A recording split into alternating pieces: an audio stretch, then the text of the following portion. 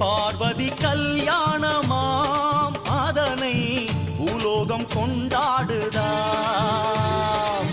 பார்வதி கல்யாணமாம் அதனை பூலோகம் கொண்டாடுதாம்.